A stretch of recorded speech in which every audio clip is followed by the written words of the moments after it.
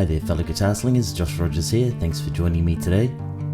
This tutorial is about the output mixer in the AX8.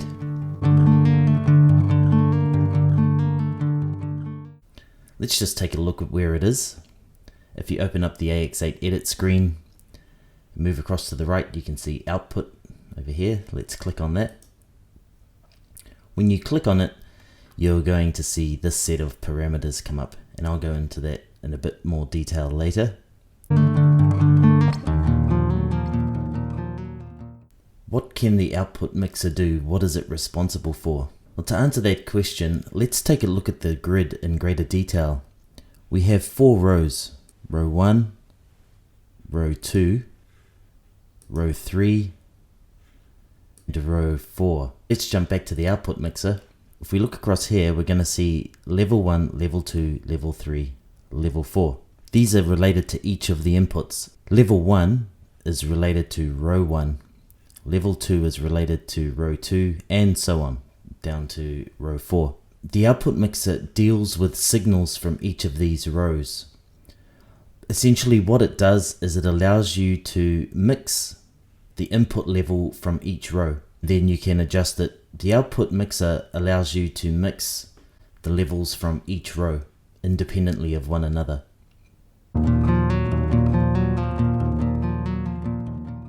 Let's take a look at each of the parameters contained within the output mixer. If we come along to the parameters screen, we'll see that there's 4 level settings. As I mentioned earlier, each level corresponds to the same row number up in the grid. So level 1 is for row 1, level 4 is for row 4, and so on. Here is a decibel setting for each one. It's the same across all 4. It goes from minus 20 dB to positive 20 dB, and that will allow you to adjust the input level or input gain for each row, remembering that each row is stereo, left and right. The reason why I'm letting you know that is because that corresponds to balance. Balance 1 matches with level 1, balance 2, level 2, and so on. If we go to balance 1, that is going to be affecting the left-right emphasis in stereo for row 1. If we pan to the left, it goes all the way to minus 100, and that means that only the left-hand signal will be feeding the output from row 1 to the output mixer here. If we go the other way, it goes to 99.9. I'm not sure why it doesn't go to 100, but it's 99.9. I think maybe it's because some part of the left channel always has to be included. That would mean if we look at row 1, that all of the signal is coming from the right hand side of the stereo mix, and that applies across all of the rows. The same applies for balance 2, 3, 4. This main volume slider controls the overall output that is sent to output 1. Usually that's going to front of house, but it could be going anywhere in your particular situation. The great thing with this too is that this is scene adjustable. For example, if it wasn't loud enough in scene 1, I could go across to scene 2 and I can raise that up. Let's take it all the way up to 20 dB. These parameters are not adjustable per scene. It's important to set these correctly in scene 1. Later on, I'll give you some examples of how you can adjust the level using other methods. Example 1. This may look extremely unusual to some of you. I've taken my guitar signal and I'm using 3 of the rows, row 1, row 2, and row 3, to give me 3 very different sounds. So I'm just going to run you through each one and what I've done. Here I've put in a compression and delay, and it's running directly from the input all the way across to the output. If I click on the output, I've adjusted the level. Row 2, I've got a flanger, cab, and reverb set up in here, and that's running at minus 16 dB, so that's really quiet in the mix. And row 3, I've just put a tremolo panner in there. Now this is just an example. There's so many different variations that you can have. You might be thinking, Josh, why have you done this setup? You know, why not just put everything in a single full range line, like you might have flanger, cab, an amp over here, some digital delay there, something like that. Why not just one row? So let me explain the difference between putting everything in one row and running things in parallel like this using 3, 2, or perhaps even all 4 rows, which I'll come to in another example. This is so that you can really tailor the sound or have a continuous sound running all the time. Here, this sound will run all the time. I'm going to have a guitar sound that's got a bit of compression and some delay, and that will run no matter what, unless I decide to turn it off by toggling bypassing gauge and using a new scene or something like that. This is going to run all the time. It's going to have its own distinct sound. Here in row 2, it's the same deal. I'm going to have flanger, cab and reverb, and that's going to have its own independent sound, completely different from this.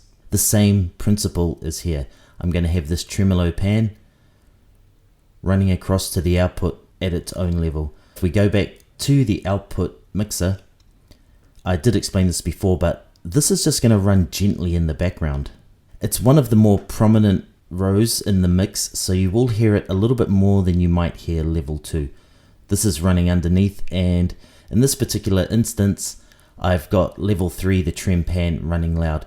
There's no reason why I've done that. That's just to give you an example. All of these are running concurrently, and they're all sending 3 very different, unique sounds to the output. This is example 2.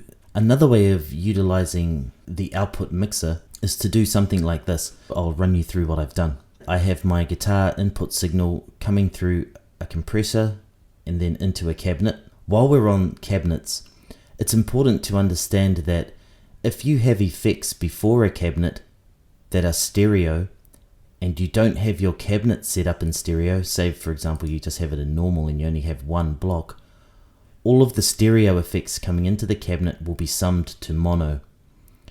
That's a really important thing to remember. So in this instance, not that it matters because compression doesn't have stereo, but if I did say I had some delay in front here, it would be important that I had a stereo set up here, and that way everything that is in stereo coming in is retained that way. So let's move on. We have my guitar signal coming through the compressor and the cabinet.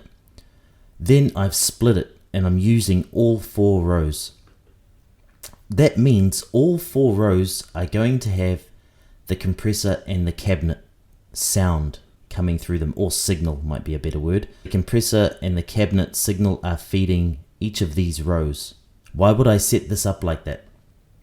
Maybe just because I want that sound to be running through all 4 of my rows in parallel. So I want this compressor to be running, I want the cabinet to be running. Maybe I want a nice, clean, kind of well-controlled signal coming through from the compressor, and I might like the sound of this cabinet. So I split it 4 ways, and each of these 4 rows, similar to example 2, has its own unique thing going on. Here I'm going to have a really clean signal with some delay. Here I've got some reverb coming through. This is some pitch. There I've used some octave divide here, and then down here I've got a more complex chain running through, incorporating drive, amp, delay and gate. If we go to the output, how have I mixed that? You can see that my levels here, I've just adjusted these to whichever one I would like to be more prominent.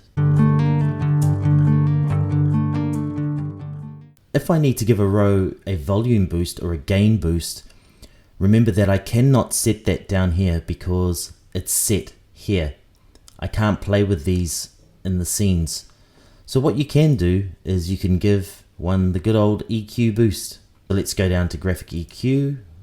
I'll put that in, and then all I have to do is move my level up, and that will give me a boost when it's engaged. So if I run you through that, in scene 1 it's not engaged. Let's move across to scene 2. Here it's engaged and it's giving me this amount of boost. Go back to scene 1 and it's normal again. I could, if I wanted to, include another graphic EQ in another row to give me the same effect. Remember, you only get 2. There's a number of ways you could do that. You could use a filter, set to null, and give that a gain. You know, there's a few ways, many ways. I explained some ways to do that in some of my other tutorials. So you can check that out if you need more information on how to increase gain within a block. In example 3, I'm going to be explaining to you how to use the effects loop.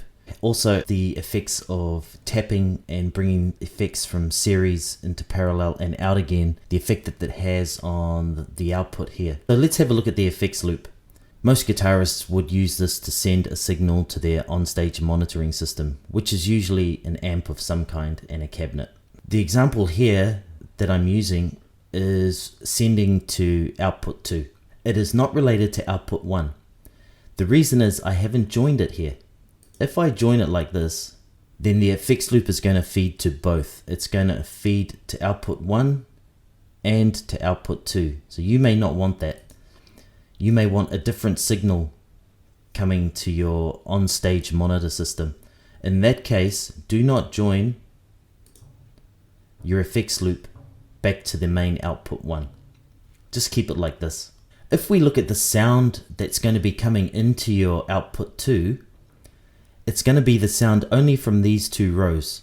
It's going to be the sound from the trem pan, flanger, cab, reverb, and that's going to feed down because I've tapped it across here and I've tapped it across here. If I didn't want to do that, if I only wanted the sound of, let's say, the trem pan coming through, then I would run it like this. There's so many options. It all depends on what you would like to come through output 2. If you wanted everything coming through, then you could set it up something like this. And then everything would feed through into the effects loop. You could put this effects loop up here, but then remember, if you did it like that, it's going to feed both outputs, output 1 and output 2, which you may or may not want. Keeping it down here means whatever signal is passing through to your effects loop will only pass out to output 2. The second part of exercise 3 is the effect that bringing things from one row into another has, i.e. from kind of bringing them from parallel to series. So let's just take a look at what this is going to do. It's going to bring this effect block up and it's going to introduce its effect in here as well, and it will travel all the way through to the end. It will also travel through here in row 3 as its own effect. What you're going to find if you do this, it's going to sum the gain. The gain output or the gain signal coming through row 2, remember this is row 2, row 1, row 2, row 3, row 4, will be increased because it's going to receive the input signal from here and here. You may find that you're going to have to adjust or be very aware of the varying levels that happen when you do this. If I also bring in row 1 and introduce that to the flanger here running through row 2, that's going to bring its own gains in as well. So you could find that row 2 is going to really jump up in gain if you do this kind of thing. You may need to use another scene. Let's go to scene 3 and we could introduce some type of control measures. Let's say we've got a graphic EQ, we can bring that in and we can use it in reverse. We can drop back the dB and that may help you to control the gain, the increased gain signal that's coming through because you've tapped these 2 signal paths into row 2. Remembering once you've set the parameters for the output in scene 1, you can't change them. That's why you have to use little tricks like EQ, volume boost or reduction, or notch filters. There's a number of ways you can do that. Thanks a lot for joining me today. That's it. With the output mixer and all of these rows 1, 2, 3, 4, various combinations, effects loops, tapping, running things in series and in parallel, there's just a gigantic number of combinations. What I've done is not necessarily right or wrong. There could be better ways to do this or more efficient ways to do it, but at the end of the day, it's completely up to you. What the AX does is it allows you to do things that in the real world you may not be able to do, or you would need an extremely complicated piece of software to run it all. You'd have cables going all over the place. It could be a nightmare to do that, but within the AX8 you can do it relatively easily. It could look a little bit confusing in the early stages, you know, like, oh man, look, I've got 4 rows running along here and I'm getting all mixed up. But as long as you take your time and you start with just one row, if you're confused, start with just one row and then start taking one effect out over here and then try running that all the way through and see what happens.